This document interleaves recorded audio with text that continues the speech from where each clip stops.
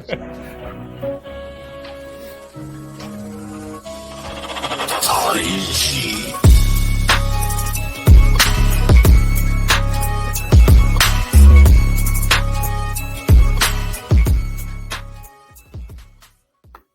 welcome into episode 26, The Grind on Sports. I'm Wayne Kaiser alongside Ben Metz right over here. Ben, I can't tell you, I say it all the time, what a difference a week makes, what a difference about 24 to 48 hours makes. A lot of things to talk about. Really, when we were prepping for today's podcast, we really thought we were going to talk Tennessee basketball, thought we were going to talk a little Michigan national championship, and let's just say a couple big changes. Some goats headed out to pasture, changed all that. Nick Saban announced his retirement at Alabama. Bill Belichick and the New England Patriots have separated, and then looks like Pete Carroll has being voluntold that he's going to the office to be an advisor for the Seattle Seahawks. So a lot that has happened over the last couple of days that will definitely manifest itself over the next few minutes as we talk about what that means for college football, what it means for pro football, and really what it means for the landscape of the football, the universe, if you will. And so we'll talk a lot about that. But, Ben, to kind of open it up, yes, Tennessee did play basketball. They did win at Ole Miss. They did lose at Mississippi State. And so those two things did happen. I still say our best basketball needs to happen in March, not in January. And ultimately, the stories we're going to talk the bulk about today definitely trump those two. Wish the best for Tennessee basketball, but it got slid off the table here tonight. Yeah, the coaching carousel, buddy, has gone into full swing, so to speak. And it has. So I don't know that it's a carousel anymore, Ben. I think it's what do you call that tilt-a-whirl thing that kind of goes and the thing twists and then it goes another way and then what is that called? That's what I'm talking about. Yeah, I know what you're talking about. Yeah. It may even be like the teacups, where it's really doing this all the time, but you can make your little cart do what you want it to, and look like Alabama's cart spinning around. I think it's a full bore haunted house. It's that thing you see in the carnival where you walk by it and you're like, you know what? It's 5 tickets to go in that thing, but I ain't doing it. Yeah, right. Yeah, and in some ways, I think what is going to happen based on this Nick Saban decision. It may be more like bumper cars. I don't know what's gonna happen. I think it's an interesting time slot. When it happened, we'll dig into that as we move forward. But I think let's open up.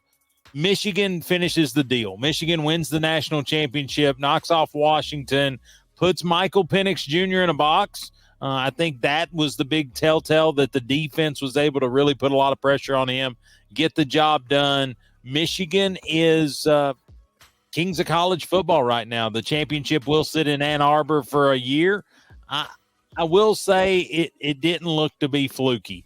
I felt like Michigan was the team of the 4 that they presented, the 4 that went out there for a national championship. By far, they were the best team there. I thought Harbaugh and staff really put a good game plan together, and ultimately they're the kings of college football. I do think it's an interesting dynamic, especially with Saban announcing his retirement, Belichick out with the Patriots. I think now there's 7 jobs open in the National Football League, and maybe no name hotter than Jim Harbaugh as we sit here today. Yeah, I think the national championship game, I'm with you, Wayne. There were 3 facets of the game that really stood out to me. Splash plays by Michigan early. So you had the 2 touchdown runs by Donovan Edwards. Washington wasn't able to have splash plays, but that goes into my second facet in the ball game was drop passes. So 50 targeted receivers in the game for Washington. Only 27 were connected in the 50 targeted passes by Penix. So that was a huge stat that I saw there. And then turnovers. 2 of the interceptions were on Michigan's side. No turnovers for Washington. So Michigan in those 3 areas able to come out with the victory. And then, going into halftime, it was the the play that kind of concerned me. I thought maybe we'd have a really good second half going into the second half was the Harbaugh went for it on fourth down and was stopped by Washington. Washington gets the ball back, scores a touchdown, 17-10 going in the locker room. But Michigan was just too much to handle. Well, and I think it's about adjustments, right? I thought Kalen DeBoer, even though he's very critical of himself, I think he does a good job getting guys ready to play. What I didn't think he did well, at least Monday night, was make adjustments. I won't lie and tell you that I've watched a ton of Pac-12 football this year. Just honestly, I've watched 2 games, and it was the 2 Oregon-Washington games. That's basically all I watched. So I will say this: he's a really nice coach. Spoiler alert, I wouldn't say he's not on my short list for Alabama if they're looking to get outside the tree a little bit. But I will tell you this, Monday night he showed that, yes, he's very good. Yes, he's got experience in coaching, but he didn't have experience in the big moment. And I think that's what separated the staff at Michigan. Didn't let really any success that Washington was able to find affect the way they were going to approach the game. I thought McCarthy did a good job of really honing in and being the leader that he had been and that they needed him to be. And then ultimately, just like I said, got the job done. So congratulations to them. And I think that's the last thing I'm going to talk positively about the Big Ten. So congratulations to Michigan, and we'll move right along. But you know, it's funny, there wasn't a ton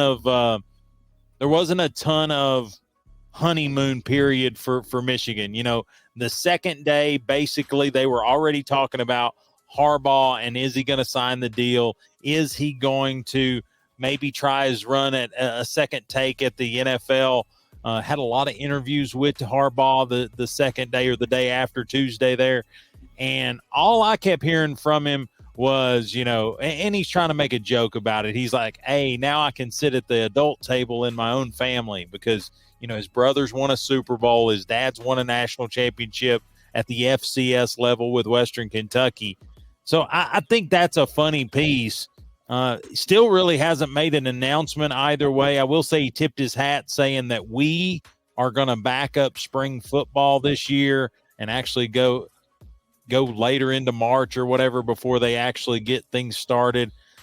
To me, if you are thinking about leaving, I don't know that you use the we word, and then I don't know that you talk about spring football the day after you win the national championship. So I think he does have a foot in the door at Ann Arbor. I think he does see a positive to staying in the college game and staying at Michigan. But I think the likes of Mark Davis, I think the ownership group for the I about call them the San Diego Chargers, but the LA Chargers, I think the Patriot job coming open. I think there's different people that he's going to have to say no to over the next few weeks before he can make a decision whether he's going to come back or not. I agree. 2 things that happened this week that go along with what you're saying with Coach Harbaugh. Number one, Nick Saban retiring. And when he interviewed today with Reese Davis, he didn't hide the fact that this job is very stressful. It requires all hours of the day to be a head football coach at the collegiate level. Okay, so that's number one, is that we're starting to see guys that this is taking a physical impact on you as a head football coach, because now it's 365 days a year, 20 to 24 hours per day, a very stressful job. Now, that's number one. Number two, we saw on the sidelines where John Harbaugh, his brother, who has locked in the AFC number 1 seed, he's not back in Baltimore, Maryland, and studying video of potential opponents. He's not on the phone with guys talking about contracts or, hey, we need to talk about your contract. You don't have to worry about that. He didn't have to worry about anything right now other than going to go see his brother playing a national championship game and just enjoy family time. And those are things. Frankly, John Harbaugh looks like he still has a few of his faculties amongst him that maybe Jim Harbaugh has since left behind. Yeah. And Jim has been successful at the NFL level prior to going to coach collegiate football. So it makes complete sense for me for him to make the jump at this time. And there are teams, you talked about it, this bumper cars, Ferris wheel, haunted house, whatever we want to call it. There's so many different opportunities out there. And how could you not want a guy that's made it to the Super Bowl like Jim Harbaugh? Yeah, the jobs that are open that let me see if I can get them all in one fell swoop. You've got the Washington Commanders, you've got the Patriots, you've got the Titans, you've got the Panthers, you've got the Raiders, you've got the Chargers, and there's one more. Seahawks. You already got the Seahawks. Here's the thing. I think you can rule out, maybe you can't, but I would say he's not going to the Patriots, the Titans, or the Seahawks. So I think it takes it down to Panthers, Chargers, Raiders, and Commanders. Mm-hmm. Yeah, I don't know that the Commanders. I don't know. I feel like that's a dumpster fire all in its own. They have ugly uniforms and dumb people at the front. So I don't know that he's crazy, but I don't know that he goes out of the frying pan and into the fire. To me, I think the Panthers are a little bit of a stretch. So to me, the two teams that are really the hot commodity or really attractive to Jim Harbaugh and possibly Jim Harbaugh's attractive to them would be the Chargers, because he's kind of had some West Coast flair being out at Stanford. Not that Washington State and Seattle for the Seahawks wouldn't be that same dynamic. I just really don't think they're willing to.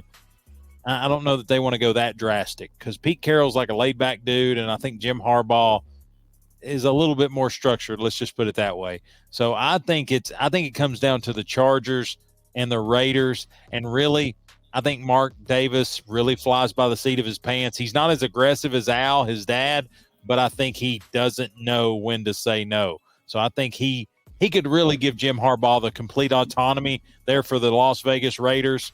And I think this sounds really bad. There's nothing been proven, but the sign stealing scandal probably made him more attractive to Mark Davis and the Raiders. That embodies, if anything does, the mantra that Al Davis put out there. What was it, Ben? Yeah, I can't remember. Just win, baby. Just win, baby. Yeah, hey, that's what he said. Well, I'll tell you one thing.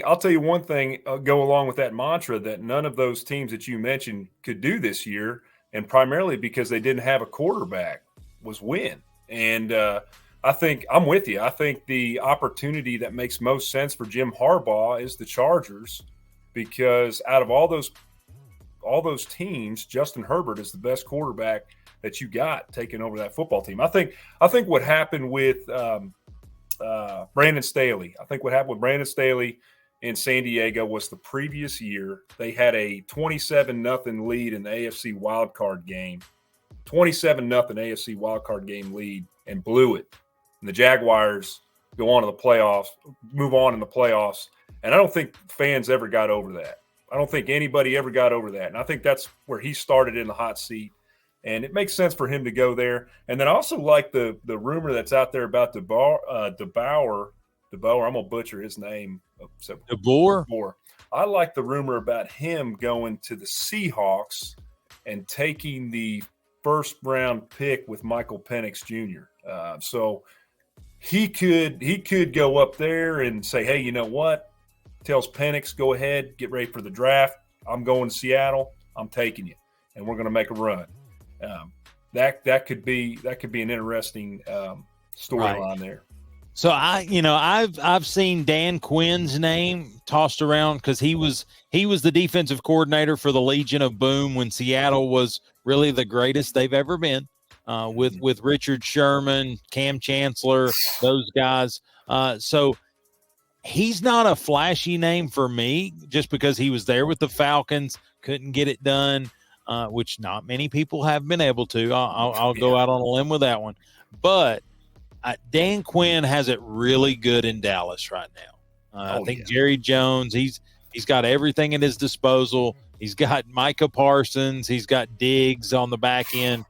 He has toys to play with in Dallas, and he doesn't have to have the head coach crazy. You know, he doesn't have to do the press conferences. He doesn't have to do anything. And honestly, I think Mike McCarthy, albeit not maybe the funnest person to listen to in press conferences or hear him talk, I mean, he seems to be able to get you right, at least get you relative. So to me, Dan Quinn's a stretch in Seattle. I don't know where they go. I think that's a tough place to win.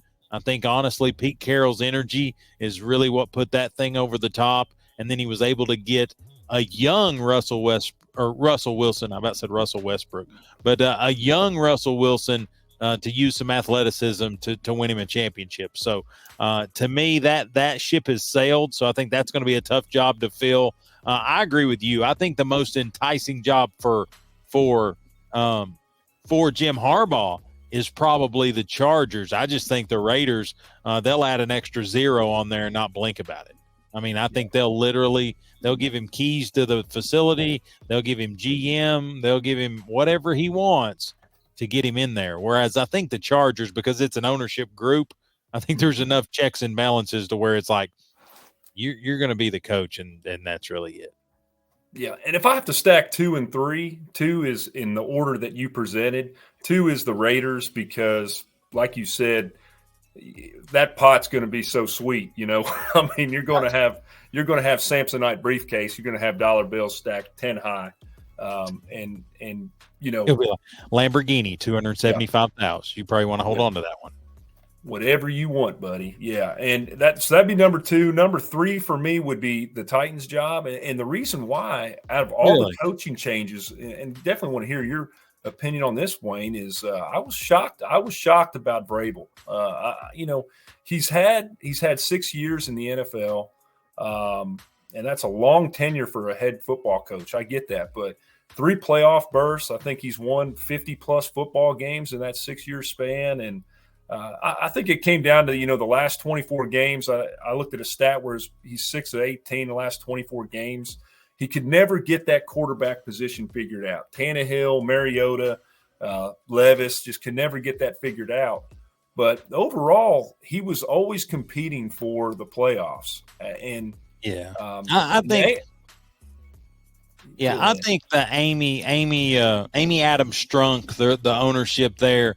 To me, it was a disagreement there. I think Mike Vrabel is old school in a not so older fella body, if that makes sense. He wants control. He wants to be old school in a lot of ways. And I think Amy Adams Strunk was not interested in him having that level of control. Obviously, she wanted the new GM, Rand Carthen, wanted him to kind of, I guess, pick the poisons, if you will. But I think ultimately the problem is the last 2 seasons. And the problem with the last 2 seasons have been just the inability or the lack of skill set to be able to support Derrick Henry, Ryan Tannehill, Malik Willis, Will Levis, whoever's been the quarterback at Tennessee at that given time. If you think about it, it all kind of started with the failed attempt with Julio Jones. Then you trade away A.J. Brown to the Eagles, and then you try to get DeAndre Hopkins, but really I think he's damaged goods or maybe beyond his prime. So I think it was a fact of he knew it was going to be a complete teardown. He wanted to be very vocal in that rebuild and maybe had some ideas that didn't jive with the ownership group and the reason I say that is because he had trade value. They could have worked together, got something together to possibly make a switch somewhere. But she said in an interview with our guy, what's his name, the voice of the Titans, Mike Keith. Yeah. They said they didn't want to wait 3 weeks. They said it'll take about 3 weeks to get something together, get the I guess the negotiations started. She didn't want to take a back seat to anybody looking to make a move. So to me, it was just soured grapes, and we're just going to clean out the refrigerator. And so Mike Vrabel is going to be a hot commodity. That's why I'm really not going to talk much about the Patriots job. I don't know why they wouldn't make that connection. So to me, That's an open shut case. Mike Vrabel's in the Patriot Ring of Honor, or whatever they call it. He's played there. He played at Ohio State, so he's kind of that a little bit of this upstairs. But and so to me, that's where it's going to be. Mike Vrabel is going to fill that void, and so that kind of takes care of that. But I don't know. I don't know who the Titans will get. I'll tell you who I feel like they may have to settle with, and I don't know what your opinion on this is. I think they may have to settle on Arthur Smith. He's a prior offensive coordinator with Vrabel. It's what got Arthur Smith the Falcons' job, was his success at Tennessee with Ryan Tannehill and those pieces. And the reason I say the Titans are going to have a hard time filling this job is because they don't have any room. They don't have any talent. They've got a walking away Derrick Henry. So he's more than likely not going to get re-signed. You don't have a ton of cap space to deal with, because what they did is they back-end loaded Ryan Tannehill's deal. They back-end loaded these other defensive players' deals. And so all those chickens are coming home to roost now, and they don't have any money. And so what you're looking at is an offensive line that's going to get Will Levis killed. You've got a defense that's decent, but any defense that's going to be on the field 80 plays a game is going to look really bad. And so to me, I think the Titans, even though they've got a new stadium coming their way here in a couple years, a retread is what I'm expecting out of the Titans, unless they go the coordinator route, maybe the Lions coordinator, the offensive coordinator, what's his name, Ben Johnson. I think you could go that route. You could even look at your guys and make a call to Todd Monken. I actually think he's been requested to be interviewed by a couple of teams. Yeah, I'm like you. I think depending on where the team is financially and with their key position players, you go with the guy. You go with maybe that coordinator like Monken. You could even go with Mike McDonald or somebody that has really had a successful year this year in the NFL. But you talked about it. Derrick Henry's on the way out. You got a lot of guys exiting the program. You don't have a lot of sustainability. So I think you look for like a rebuild guy like Arthur Smith or somebody to help kind of start the foundation, so to speak, see if you can make something happen with that. And then if you can, look long-term down the road. But it's going to be hard to pay big dollar money and expect big results in 2024 for a team that is going to rely strictly on draft picks to be successful this season. And so we've kind of talked about the Chargers. We've talked about the Raiders. We've talked about the Titans. I don't know who wants to go to Carolina. I mean, be honest with you, I don't know where that's going to go. But here's the wild card that we don't know, Ben. I mean, I think we've got some college guys that can make the jump. Some people. Oh, and the Falcons' job's open too. Yeah, Falcons' job's open. So there's talks of Kirby Smart being interviewed or being a potential there. I don't know. I see that being an option. I just don't know that Kirby's a pro guy. But here's the wild card I want to know if you think is possible. Bill Belichick separated from the Patriots. He did not retire. Do you expect him to fill one of these shoes in these openings that's out there right now? I think if he did, it would either have to be Seattle or San Diego. So, and my rationale for that is Seattle. LA. Well, it's the reason why San Diego's does. Yeah. Sorry. The LA Chargers. Yeah, San Diego. It'll always be San Diego to me. But Diego. I think you take the Chargers or the Seahawks in his case, and I'm going to tell you why. We talked about it at the very beginning of this segment. All of these teams, their struggle point is quarterback play. What made Belichick successful in New England? Yes, he had a strong defense in the early years with Teddy Bruschi and some of those guys. But at the end of the day, he had the GOAT at quarterback in Tom Brady. So I think you've got San Diego. You got a proven quarterback down there that can get you to the playoffs. Or you go to Seattle, you get the number one pick, and you assemble a team behind your quarterback that you get in the draft. I think for Belichick, it's going to come down to does he still want all the control? If it comes down to that, I really think there may be only two teams that are willing to give him that, and I don't think one of those is the Chargers.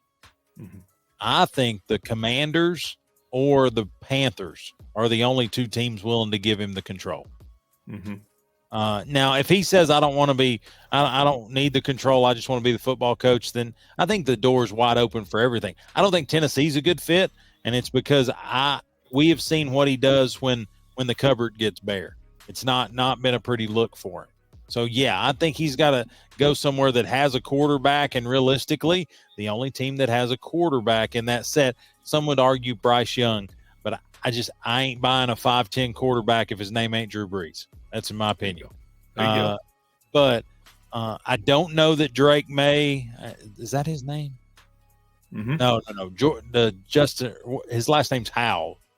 Herbert. Drake, yeah, no. I'm talking about the quarterback at the Commanders. I'm sorry, but his last name's Howell. Yeah, Sam Howell. Yeah, Howell. I've been calling him. What was the guy from Gilligan's Island? Dr. Howell. So I've been. But Bryce Young's at Carolina. Sam Howell's at the Commanders. Will Levis is with the Titans. Jimmy G's with the Raiders. The Raiders. So, yeah, Justin Herbert is, as far as what looks to be Bill Belichick's MO, would be the Chargers. So, looks like the Chargers have a good set for either Harbaugh or Belichick. But those two things are out there. Also, Pete Carroll was pushed out at the Seahawks. What chance do you see, if any, that he gets back into coaching? Because he did not retire. He is pushed to an advisory role, but in his press conference, it was very adamant that he is not finished. He still got, as he called it, some juice. I think if he does coach, it's at the NFL level. And it goes back to what Nick Saban said today to Reese Davis. This job in college football, it's a burr. You have to be willing to stay up till 4:00 in the morning, talking to recruits, and then get up at 7:00 in the morning. So if anything, I see him coaching in the NFL level. But in that regard, he's a West Coast guy. So you're talking again about it'd be the Raiders or Chargers. Do you know how awkward it would be for him to be the head coach of the Raiders? I mean, I just don't see him interacting with the fan base very well there. He's just a guy that, let's just say, he's more of a surfer dude. I don't get it. Honestly, I think Pete Carroll would do really well if he would just suck it up, take the paycheck at the advisory role, and do broadcasting. I think he'd be a heck of an analyst. Now, he's got connections with Snoop Dogg, though, man. I mean, him and Snoop Dogg at USC, they did a couple videos together. He could get on, Snoop Dogg's a Raiders guy. You could just – Hey, and they're both older guys. I think Snoop Dogg has a Skechers shoe out right now. So, yeah, let's put it all together. Yeah. But anyway, so that, I guess the wheels, they are turning in the NFL. We kind of went that way first. But really – I think the biggest news of the week, and it's just still a thing because it just happened yesterday, but it's information that I'm sitting here going, I'm waiting on a press conference or a release that's like, oh, he's rescinded his resignation or his retirement. And I'm talking about Nick Saban at Alabama, hanging it up, retiring, actually using that word, and stepping away from the Crimson Tide after a big-time 16, 17-year career with the Tide, never had a losing season, 16 straight 10-win seasons, 6 national championships with Bama, 1 with LSU, 28-year coaching career all told. And, I mean, what do you say? Like, I'm a Tennessee fan through and through. It may be considered a national holiday. I may be whipping out one of these when we actually – I don't know. When they hire the next guy, I might light this up. But to me, I mean, this is a changing of the guard. This is a marker in time. This is something we will remember how the landscape of college football changed the day Nick Saban retired. Yeah, and they've come a long way. Alabama, people forget about the time. The 3 years prior to him winning his first national championship in 2009 at the University of Alabama, I think in Catholicism, you have the line of bad popes. In at the University of Alabama, you have the line of bad coaches. I mean, you had Kynes, who coached that one game. I think it was either he gambled or he did something illegal, but he was. Oh, you're talking about Mike Price? Yeah, it might have been Mike Price. Yeah, Mike Price, Mike Shula, Francione, Du Bois. You had that whole line of coaches that just it was awful. So do you remember the Mike Price deal? So no. I will spare the listeners. If you want to know, you can Google the details. But basically, he came over from, I believe, Washington State, because he had just had great success, I believe, with what's his name, Ryan Leaf, and everything was going to be hunky dory. He had just had all that success. Alabama needed a coach. There he is. Okay, he coaches the A-Day game. And everything's cool. They've got talent. Everything's working out well. Then he goes on this cool little recruiting trip in the state of Florida. And, I don't know if the 7-Eleven or the Shoney's was closed, but he he stopped at another establishment that was open late, and it wasn't Taco Bell. And let's just say there was money that's changed hands. He very much was adamant that he should get better treatment because he was the head coach at Alabama. And let's just say this was before social media, so it would have been over before it got started had it been social media, but didn't have any handlers with him. The word got out, no way to come back. I guess there was at that time not selfies, not screenshots, but there was Polaroids of less than ideal or less than representative of the University of Alabama, and he was fired before he ever coached a real football game. Didn't have any baby sharks involved in that expedition he went on, huh? Well, I didn't pay the subscription to read the whole story, so I don't really know what happened. But yeah. So you're exactly right. Alabama, and we can only hope as the rest of college football that they go right back to this stanza, if you will. But they have not been known to replace a great with a great. And don't get me wrong, that's not an easy task. No. I think anytime you've got, it's like, you can go down any road that makes it relative for you. The person that filled the position on the Chicago Bulls when Michael Jordan left, the person who sat down in the Richard Childress racing car when Dale Earnhardt passed away, the person that took over after General Neyland here in Knoxville, the person that took over after Bear Bryant. That's what this replacement's going to be like for whoever has the gumption and has the want to be the guy that follows Nick Saban. Like I said, 16 straight 10-win seasons. If you go 9-3 your first year, you're a failure. Yep. And just to peel back the layers a little bit further on two accomplishments that Saban has that tell you the magnitude of how good of a football coach this guy was. Number one, when he was at LSU, prior to LSU, no national championship since 1958. Gary DiNardo goes 57-32 and lost to unranked Houston in his last year.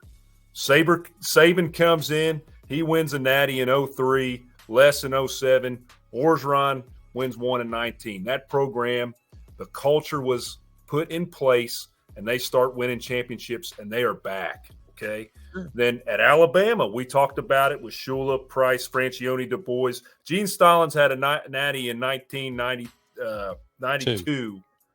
And, the prior guys after that killed the program. And in 3 years, he won his first national championship, right? And then six more. I think he went 7-6 his first year, went to a bowl game, got the bowl win, but he lost to Louisiana Monroe and he lost to somebody else. I think he lost to Vandy at home his first year at Alabama. And then it looked up from there. I think he was 10-2 or 11-1 the second year. And the third year he won a national championship. The other big accomplishment he had that a lot of people are unaware of in the COVID year, that was the first year that the SEC had a 10-game schedule where we played everybody in the conference. He went undefeated in that COVID year, beat every SEC football team. It's the only time, right? The only time in SEC football history that Alabama goes out or an SEC football team goes out, beats everybody. And they dominated in the second year of the college football playoff, beating Notre Dame, and then they go on. And I think they beat Ohio State by multiple touchdowns. Right. But not only the way he went about it in that COVID year, beating all those football teams, but the ability to maintain regulations. They didn't have a lot of problems with COVID protocol, if you recall. They didn't have people that couldn't play or they had to forfeit games. You could tell he was very much in control of the program with that much adversity going on in 2020. So I think the two greatest accomplishments when you dissect this stuff of how good of a coach he was the COVID year, just what he was able to do with so much adversity that year, and then what he was able to do with the LSU program and the Alabama program. But you and I have talked about it off air. My hope is that Alabama goes through another one of those lines of bad coaching, and that it starts with Dabo Swinney. Well, and old Byrne there, their athletic director, he has been the let me put it in terms that Tennessee fans or at least Peyton fans that followed him through the NFL, he is now squarely in the how good are you really category. Now, don't get me wrong, he's shown that he can hire some good coaches. He hired Nate Oates for basketball. He's hired some good softball coaches. He's hired a good ladies basketball coach. And so, to me, I don't doubt that he's going to vet the process. He's going to do some good things, but he isn't replacing no knock on any of those, but he's not replacing the bowling coach. Mm-mm. You know what I'm saying? Yeah. And here's the thing, Nick Saban, and I think people, if you've just tuned in or if you're just snipping through or whatever, we're Tennessee fans. There is no doubt about it. This is a happy day that Nick Saban has finally hung it up. The rain is over. He lost his last game in Neyland. I will carry all those happy moments too. But I do want to give the guys due. The greatest coach of my lifetime, and I would argue at a pretty fair click, the greatest coach to ever do it, because he did it at the most difficult time in the sport, the most advanced time in the sport, and ultimately the dog-eat-dog time of the sport, if that makes sense. But to me, he won 201 games while he was at Alabama. Bear Bryant won 171 games. You know the difference, Ben? Bear Bryant coached 7 more seasons than Nick Saban, and Saban won 30 more games than he did. So to me, he just a line of success that I don't think will be matched and by far won't be exceeded for some time to come, and may never at any level. I mean, some would argue, well, they're winning big time down at North Dakota State, the Bisons there at Division II. This ain't North Dakota State. Mm-hmm. This is Alabama. This is Southeastern Conference. The number of, he had 4 Heisman Trophy winners. And for those who are just novice to the college football world, Alabama never had a Heisman Trophy winner until Nick Saban got there. Mark Ingram. Now I can dispute the validity of that one, but Mark Ingram was their first Heisman Trophy winner in 2009. We're talking about a program that had Bear Bryant, a program that won a national championship in the 90s, and had kind of like Tennessee, had a bunch of runner-ups. Did not have a Heisman Trophy winner. He has 4 of them. He has 49 first-round draft picks while he's been at Alabama. He'll have over 50 because there'll be a couple this year. And I don't know I don't know if he'll get to carry like next year's seniors and the fall. You know what I'm saying? I don't know how long that stat line stays open for Nick Saban, but if they just count this season, he'll be over 50. He has 9 wins against number 1 teams in the country. Mm-hmm. He has 109 weeks ranked 109 straight weeks, and that's season weeks, not calendar weeks. 109 season weeks of being ranked in the top 25. Mm-hmm. And here's the thing, I told you he beat 9 number 1 teams. Probably the rest of the time he was number 1. Mm-hmm. So to me, the level of stability, the level of control, the level of everything that he was able to just manage and keep in check. Kids didn't opt out of bowl games under Nick Saban. Kids didn't really hit the transfer portal. There were some people who didn't play that hit the transfer portal, but realistically, a lot of their starters did not hit transfer portal. So I believe the control was there. But I'll tell you, above all those accolades, above all those records and things that will not be touched, the one thing that impressed me the most about Nick Saban is he could replace coaches every year, and the standard never changed. Mm-hmm. You remember the years? I think there was 4 years in a row there, one stretch just a handful of years ago, where he replaced the offensive and defensive coordinator every year. Mm-hmm. And here's the thing. I mean, ask Tennessee fans, ask Philip Fulmer, talk about Dave Clawson, talk about the latter years of Randy Sanders. You can miss. You cannot hit it. Ask Derek Dooley about Sal Sunseri. Ask I don't know. You can really ask any of our coaches about a lot of hires, but realistically, Nick Saban never missed. I don't know if that's just a matter of him being able to develop the coaches, even if they're not great, he can get them there, or if that's just he has a system and a way he does things, and he allows those coaches to put their creative flair on it. But the core structure of what he got out of his players was all right here. Right. And here's the thing. We're talking about the future of Alabama football here as well. You look at what Nick Saban was able to do. He didn't get 2- and 3-star recruits. He did get some, but he didn't get 2- and 3-star recruits and had to develop these guys and then put together a winner. He took top-tier athletes. He took 5-star. If they had a 6-star, he took multiple top-level recruits, put them in a locker room, and made a team out of them. So I think about the New York Yankees, Wayne. I think about Joe Torre and how Joe Torre took the A-Rods and Derek Jeter and Paul O'Neill and Bernie Williams and all these great name baseball players that all had these egos, and they all wanted to be the guy in the biggest city. And Joe Torre was able to make a winner out of it. Mm-hmm. Well, boom, Torre leaves. Girardi comes in. Now Aaron Boone's in. Can't win. So, the guy who replaces Nick Saban, that's the point I'm getting at, is the guy who replaces him. Alabama may still, within the next couple of years, even with a big name hire, may be able to bring in top-level recruits. But that doesn't mean you can win with top-level recruits. That doesn't mean you can build a team with top-level recruits. There's only been a couple of guys that have proven that they could do that. That's Nick Saban and Kirby Smart the past couple of years. Well, so, I would argue even Kirby Smart. Now, he is definitely building that resume of stability as well.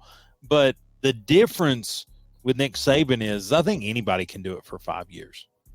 I think you get like a super, maybe 2 or 3 recruiting classes, number 1, number 2 in the country. You can ride a little 2 or 3 year streak. But Nick Saban put it together for like 16 years. You know who else gets top-tier talent? Ryan Day at Ohio State. Mm-hmm. You know who else gets top-tier talent no matter who the coach is? USC, Oklahoma, Notre Dame.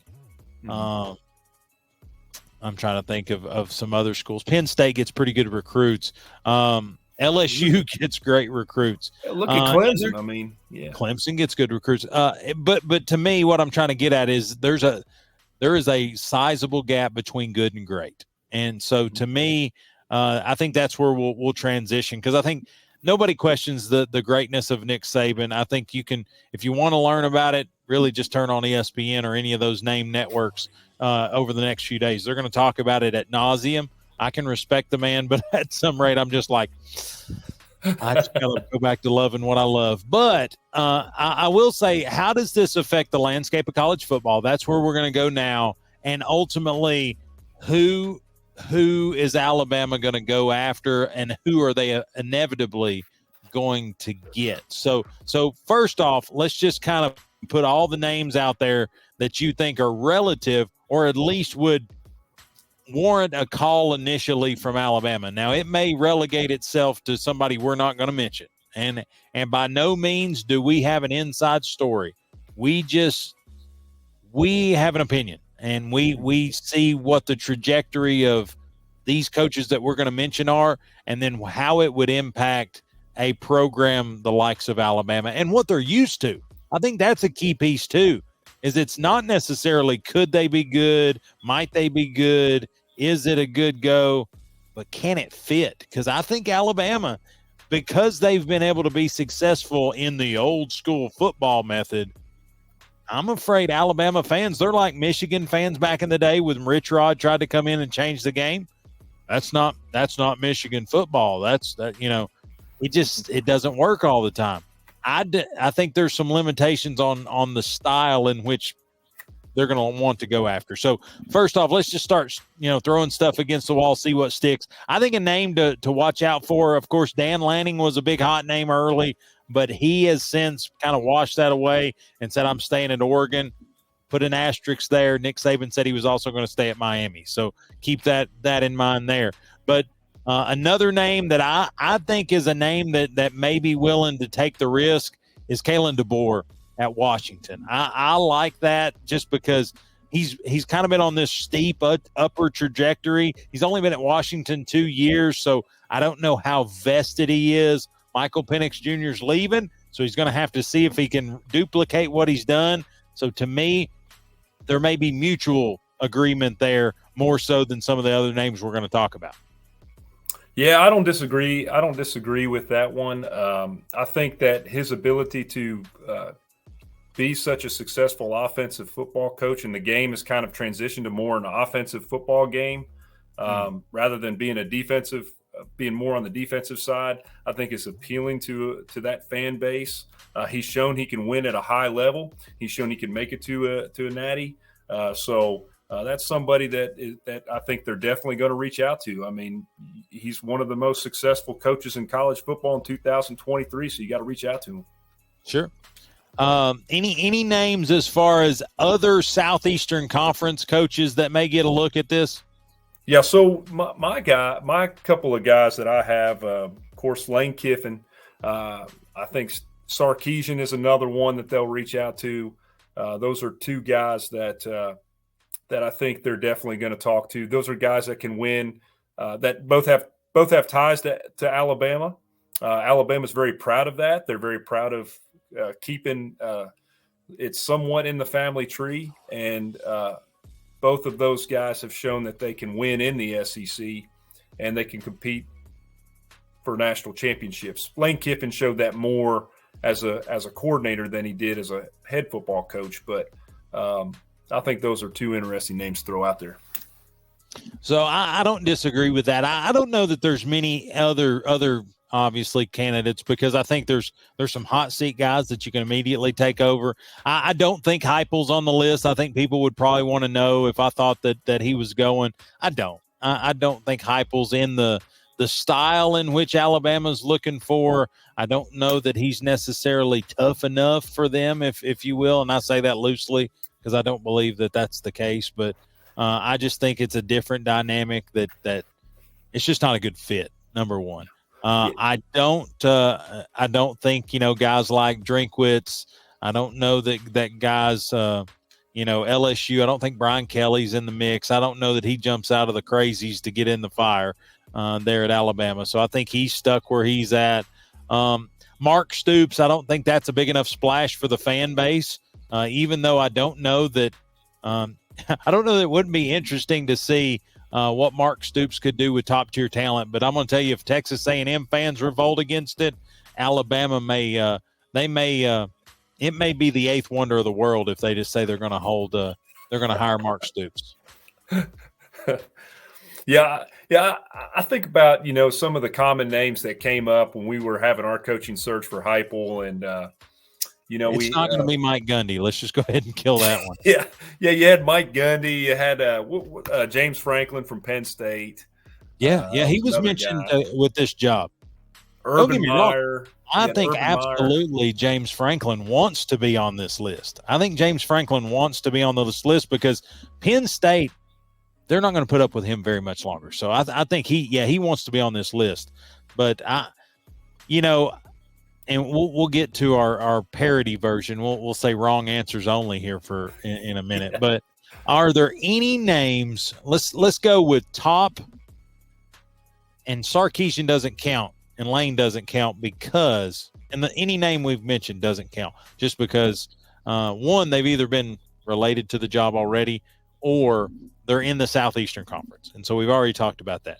Give me 3 names of coaches that have not been mentioned to this point publicly. I mean, I think in small circles, all names have been mentioned, but 3 names that are not being mentioned right now that because you are desperate to not have an amazing fall off could be in the mix.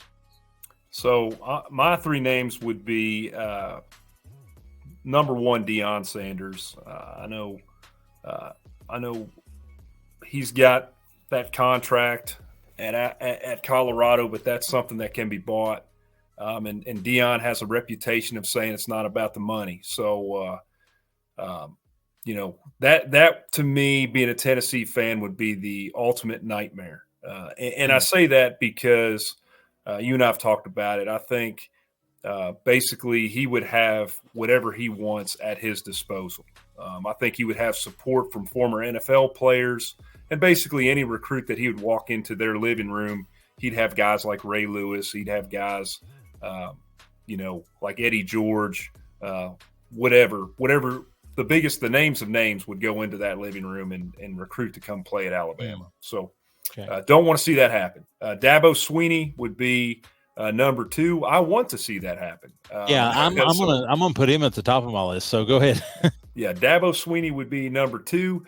And one name that I just, I've kind of kicked around because there's, is Dan Mullen. I know he's kind of he's a guy that, he has had some success in the SEC. He didn't have a great stint at Florida, but I don't know. He's kind of an interesting person to think about in that kind of role. So, Deion was on my list, but I'm gonna flush him away because I think you're exactly right. That one scares me more than anything. I don't think he'd be successful. I don't think he would necessarily have long tenured success because ultimately I don't know that we know if Deion's much better or if he's good past his son graduating. Frankly, we don't know. I know his other son's a DB, but he can't score the football. And 4 wins, it was more Shadur than it was the other one. So anyway, I think that one's scary from a recruiting standpoint, but not scary from long tenured success. One, because I don't know if his health holds up. The names that I toss around, and it's some outliers, but it's guys that you just never know. When a job like Alabama comes open, it's just those are jobs that people who aren't employed all of a sudden feel like is interesting enough to try it again. And you'll see where I'm going with that when I say that. The 3 names, and again, we'll talk about Dabo to finish this up, but the 3 names that come to mind is D'Amico Ryan for the Houston Texans. High stock right now in the playoffs with the Texans, an Alabama grad, and a player's coach. Some would argue, why would he ever want to leave the NFL? I don't know. I mean, he's a player's guy, and sometimes they like that grind. They're young. They like the recruiting trail. They love their university, and it just means a lot, right? And so that's an outlier. Okay. The next 2 are unemployed guys, but really people that if you want to stabilize a program, if you want to build it and at least sustain it until you can, I guess, wear the shine off of the Nick Saban era, it are these 2 guys. Number 1's Bob Stoops. And people's like, oh, Bob Stoops has rode off into the sunset. No, he hasn't. He is coaching in the now UFL for the Arlington Renegades. He is the reigning XFL championship coach, and he has got championships at Oklahoma, success there, and now noted when he left, Lincoln Riley was not able to sustain the same level of success he had. He had some Heisman Trophy winning quarterbacks, but he'd stub his toe against Texas. He would lose a game he wasn't supposed to in Manhattan, Kansas, or something like that. So to me, Bob Stoops is a name that may be hungry enough to get back after it. Now, is he willing to tarnish and burn it down, as you call it, his Oklahoma roots? Well, we'll find out. He came from Florida, so it's not like he's an Oklahoma boy. So there's one. And then the other one is the one that Tennessee fans didn't think they could hate anymore, and that's Urban Meyer. Urban Meyer, and he's got some baggage with him, but so did Mike Price.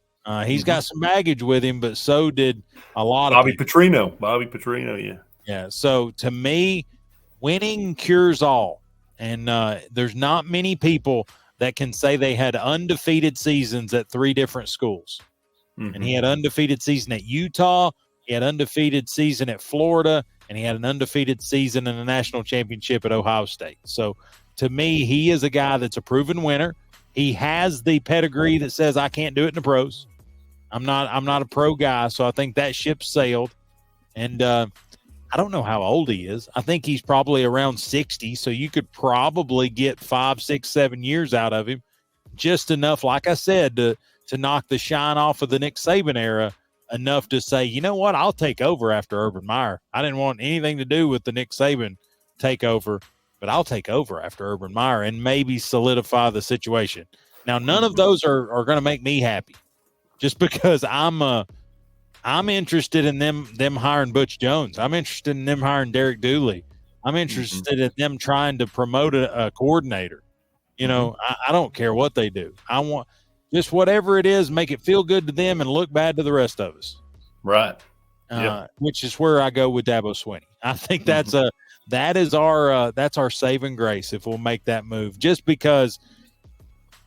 But there's already rumor in Tuscaloosa that there's like mobs saying anybody but Dabo. But the reason I say Dabo makes sense to me and makes sense really maybe to anybody if they sit down and think about it is Alcoa. He is an Alabama grad. Number one. He is a national championship winning coach, multi-national championship winning coach. Number 2, he also has a lineage of 10-win seasons at Clemson. He has a pedigree of conference championships at Clemson. And he has enough gas in the tank as far as credibility, or at least I think with the greater media, that he's still a good coach, that he can morph, he can do things to get it right. And I would argue he's never had the talent that he could get at Alabama. Yeah, and he's proven he can recruit, you know, and for years he's been the prince to this throne. And he's had a couple bad years recently that I think it's tainted his reputation with Alabama fans, and they're uncertain about him taking over. But, you know, you have to ask yourself, you know, a couple years back when Clemson and Alabama were having these national championships back and forth, and this were to happen right around that time, it'd be a no-brainer. Dabo Swinney would come in and take over for Alabama, and they would continue to win football games. But he's had a bad go of it recently, and Alabama fans are kind of opposed to Dabo. So I'm like you. I would absolutely love to see Dabo Swinney come to Alabama. I don't think he will be successful at Alabama. I think probably it's going to be Lane Kiffin, honest to goodness. I think, in my personal opinion, where I sit, I think Lane Kiffin makes the most sense.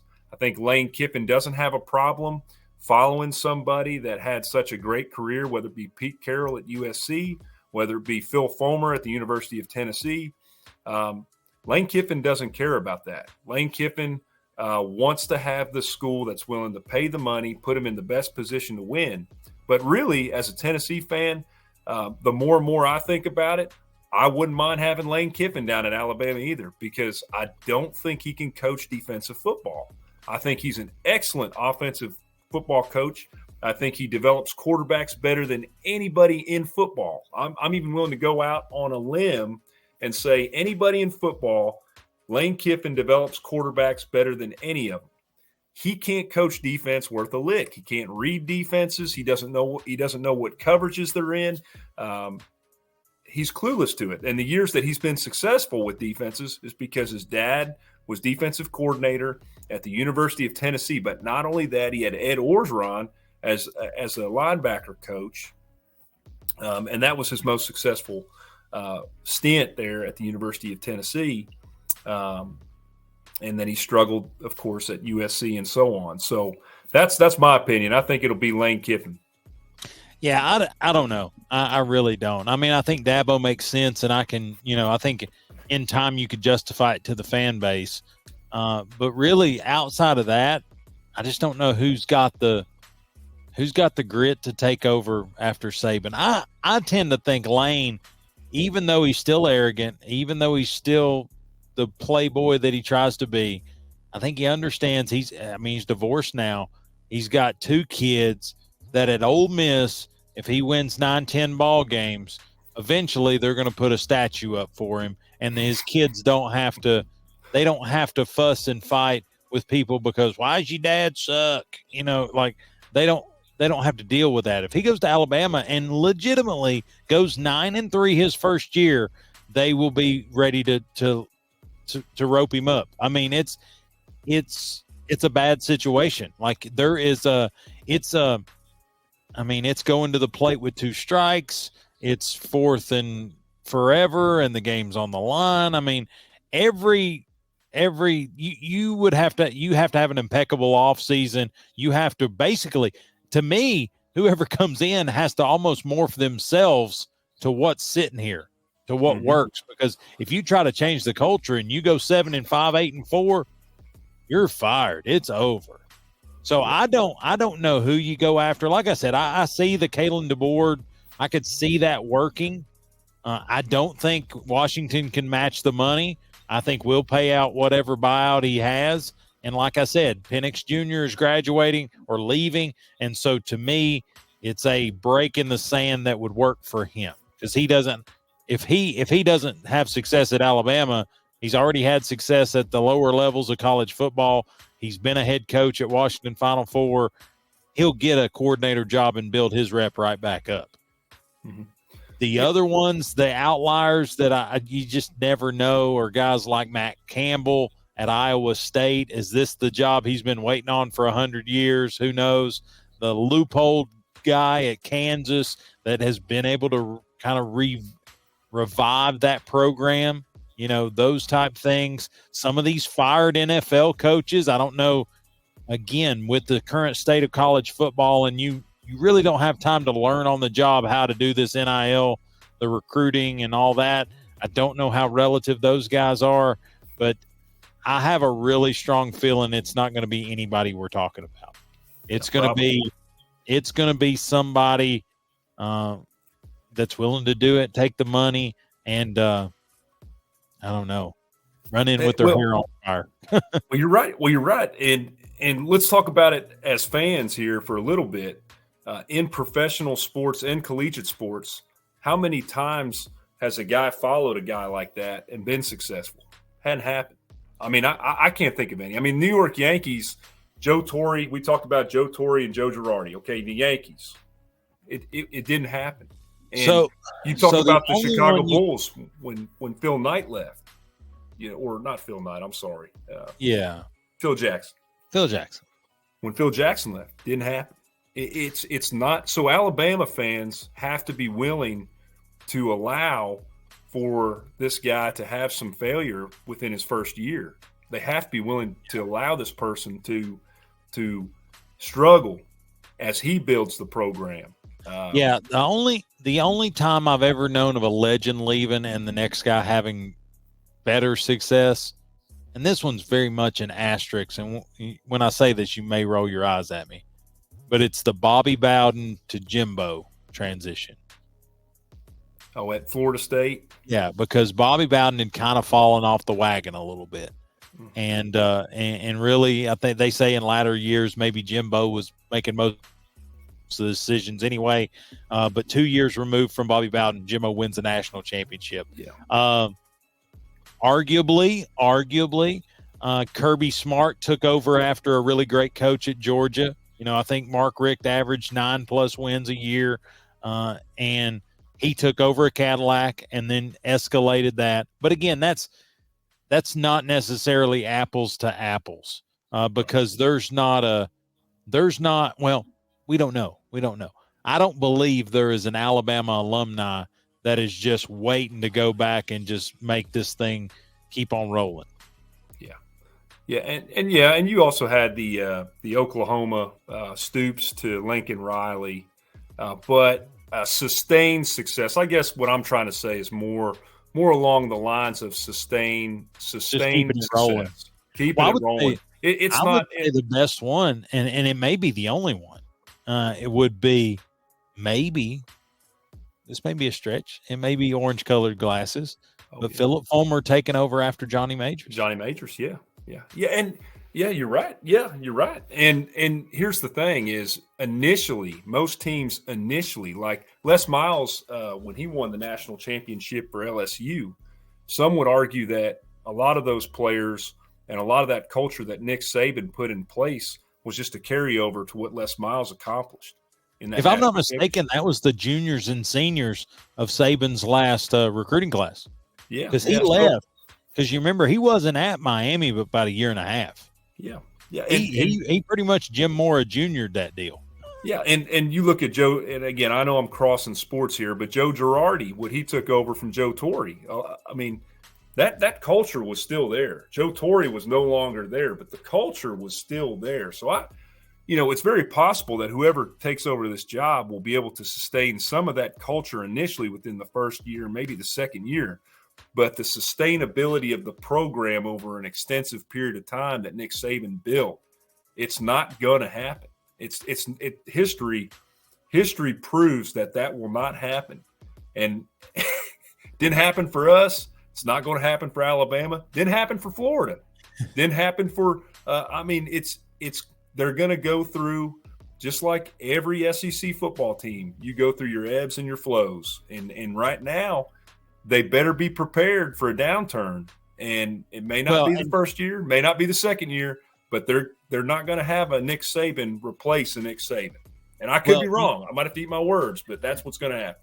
You remember, I think we looked at Alabama's schedule next year. It's like Murderer's Row. They've got to come to Tennessee. They've got to go to Oklahoma. They've got to go to LSU, and then they've got Georgia at home. So, I mean, they have a tough road just on top of this latest kind of breaking thing. But do you think there's any coaches that maybe got a new job this most recent cycle that went, dang, I should have waited? Yeah. I mean, I can't think of one that would just be like, whoa, that would have been a nice fit. But I'm just thinking like the last few cycles, like a Luke Fickell at Wisconsin, he took that jump. Talking about, I'm just trying to think like other guys. Hey, they may have another run at Rich Rod. Rich Rod, he'll come to Alabama again. Yeah, he turned it down one time. He wouldn't again. Did Sarkisian sign an extension after the national championship or prior to? I think he signed an extension at some point, but maybe he's one that I signed that extension. Shouldn't have signed that extension, Well, the good thing is Alabama they'll just continue to pay the money.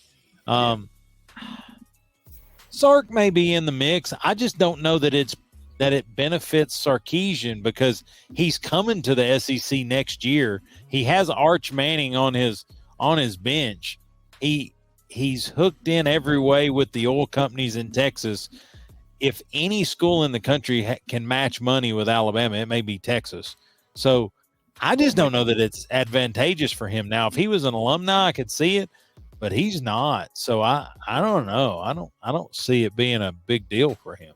Yeah, I'm like you. I like that oil money as much as the next man. So I'd probably just stay down there and collect what I can collect and then pay the guys that I want to pay, Right. I'm just trying to think. So, who's the guy? The guy that went from Oregon State to Michigan State. I don't know that would have been a candidate, but he's probably like, wonder if I'd have been in the mix on that. Yeah, deal.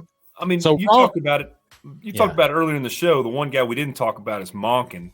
And that's a very interesting candidate that I didn't even think about. But you're talking about a guy who won back-to-back national championships as an offensive coordinator for Kirby Smart, and they are the best team. They are the best team in NFL football. I'm a little bit biased, but the Baltimore Ravens are the best team in NFL football. He comes in and makes Lamar Jackson into what will probably be an MVP year, and has potential to win a national or a Super Bowl this year. So if that happens, Monken could be an interesting candidate if he bails from that job up there in Baltimore. But here's the deal with Monken. I don't know the NFL rules as far as being able to talk to him, but there is now a clock ticking at Alabama because there's a 30-day window of transfer portal opportunities for the current players, the current commits, the current signees. I mean, this could bankrupt Alabama if you have to wait till the end of the NFL season. Because I don't, unless the curse of the bye week hits the Baltimore Ravens, I don't see him being available for about 3 or 4 weeks. Right. Yeah. So I, even though I think it's not a bad discussion point, and even though it's illegal to talk to him, it ain't illegal to see if he's interested via his agent. Right. So to me, that's a TBD. But okay, so Ben, we've been realistic, or at least as realistic as our abilities lend us to be. Give me 3 names of absolute, like, wrong answers only, who could be the next head football coach at the University of Alabama, and get creative. We all know the former UT coaches that would be hilarious, but let's get out of the box a little bit. So the first one would be that I would just absolutely love would be that coach, former defensive coordinator for Penn State, Jerry Sandusky, goes to his hearing. You can't pick a prisoner. You can't pick somebody who may be on parole. I'm painting the picture for you. I'm painting the picture for you. He, he's acquitted of all his charges. He gets out of prison. And Sandusky gets the job at University of Alabama. So that would be, that'd be beautiful. Hey, okay, all right. So that's my number one right there. Okay. And that tells you how much of a Tennessee fan I am. I want to see something so terrible happen to the University of Alabama that Coach Sandusky becomes head football coach. You got any more? Any more fun? You give me one. I'll give you another one. Okay, so mine is just because I'm all about consolidating and getting all your eggs in one basket when you're a Tennessee fan, and I hate a bunch of coaches, so I just like all of them to be at a school that I really don't care for. I think it'd be funny if they made Will Muschamp, because he is the current defensive coordinator for the University of Georgia. If Will Muschamp was named the head football coach at Alabama, I would love it because it would just be a matter of time before he wrecked the deal. And then 2, Laura and I could centralize our hatred because that's one of the few people. Laura's a very helpful person, but that's one of the few people that she would not help if her life depended on it. So Will Muschamp would be hilarious for me. So another one that I'll throw out there would be, Jim McElwain, and the reason why I bring McElwain up, Shark Humper. Yeah, I think he would be a good candidate. I mean, they could have. I mean that with all due respect. I mean, they when they take the field, they could have baby shark do, and then they could all be holding sharks in the stands. And, what happens when they play at Ole Miss though? That could get awkward. Yeah, they're like the what you call it, the fin tunas or whatever. Yeah. But that's a good one. So I like Greg Schiano. Put your money where your mouth is. A lot of Alabama fans gave us a hard time when we had Schiano Sunday there in Knoxville and pretty much fired a guy before we hired a guy. And so to me, if he is that great, he did return to Rutgers, and I think he got him to a bowl game this year. Then give the old forever comb over a shot and see if he can't be the next guy. Oh, I love it, man. Schiano Sunday, huh? If you don't know, you know now, buddy. That's a 30 for 30 waiting to happen, because that's the first time social media fired a guy. Yeah, before we hired a guy. Anybody else you've got that would just be like that would just because here's the thing. I think any of them is going to have Alabama fans so on pins and needles that we enjoy it. I mean, I don't think there's anybody. I mean, outside of some of those ones, Dion and those things that would just really just wreck the program. Is there anybody else that would just be like Kevin Sumlin? How about that? A realistic one that could happen. I'm not saying it's going to happen. It's a stretch. It's completely, in my opinion, it's completely ridiculous to even think about it. But it is possible. Would be the Shane Beamer, the Baney Rooster going over there, and the only reason why they would do that is if they felt like, hey, he had a really successful year right back here in 2022. He did an excellent job. He dealt with some adversity in 2023. Let's give him a shot. University of Alabama. He's one of these great young and up-and-coming coaches. We like his pizzazz. I would just absolutely love it if the Baney Rooster got on a bus and headed to Tuscaloosa from South Carolina. That would just be a dream come true, buddy. I'll be honest. I think we got a better shot at Frank. Yeah. I don't know that Shane Beamer's got some problems, but I don't know that the sunglasses in the videos would make it in Alabama. I'm trying to think of anybody that just really rubs me the wrong way. Oh, what about old PJ Fleck? Now that one is a little bit of kind of serious, but kind of not. It would be funny for me, but you talk about a guy who can stabilize some things and really he's like Butch Jones on steroids. Mm-hmm. He's a used car salesman that can actually win here and there. Yeah. He's at Minnesota, has really no ties to Minnesota that I'm aware of.